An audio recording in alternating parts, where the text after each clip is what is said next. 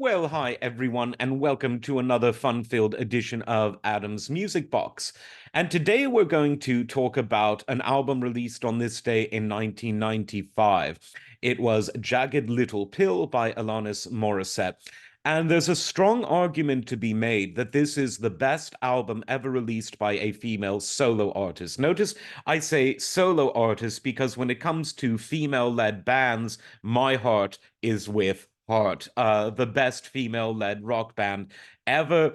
And they really blazed a trail for so many, including other female solo artists who said, no, we're not going to be singer-songwriters, we're not going to be pop stars, we're going to rock. And on this album from 1995, that is exactly what Alanis Morissette did.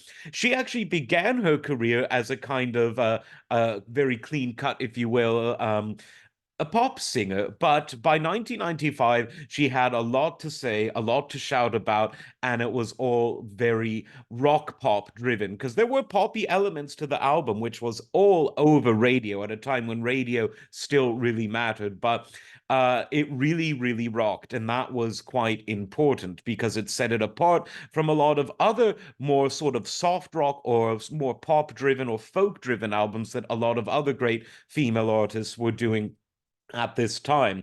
The lyrics were anything but your standard pop. It wasn't about having a good time, getting down, doing a dance, boy meets girl. This was very angry. This was very poetic. It was very much about feminism, as Alanis interpreted it from the socio-historical perspectives of the 1990s, which in some ways seem like yesterday, and in other ways seem like an eon ago.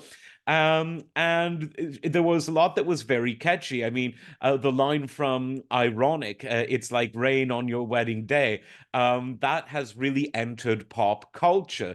And it was this album that made her a superstar. It sold absolutely huge, it was everywhere.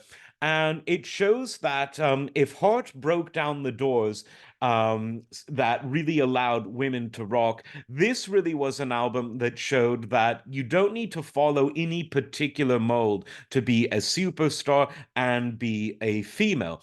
And it was a great produced album. It was really well recorded. Kevin Gray has come out with a remastered version a few years ago, which really shows just how good it was in terms of its production, in terms of its musicianship. And this is coming from someone who isn't the hugest fan of a lot of 90s music. Some of it was great. The stuff I like from the 90s most is the hip hop. I love 90s hip hop, but the pop and the rock of the 90s, I usually, when it comes to pop and rock, prefer other decades, but this album was really peerless and it really defined the time. And so many people were inspired by it, and the record industry, being the record industry, tried to have other artists copy the formula, but they really couldn't do it because it was such a personal album. The writing was very personal, the style of performance, very personal. And it's one of those albums that was really from the last decade of people still listening to albums, because by the 2000s and when the computer with downloads took over, it was really a return to the single. But the 90s was that transition period where, yeah, singles were more important than they were in the 70s, certainly in the rock realm, but there were still great albums being put out. Another great one from the 90s, which we'll probably talk about, was August and Everything After by the Counting Crows. And so Alanis obviously went on to become a huge success.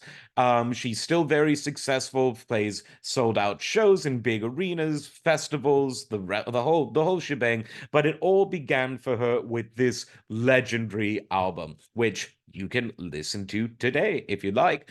So, like, subscribe. We'll see you next time. Take care.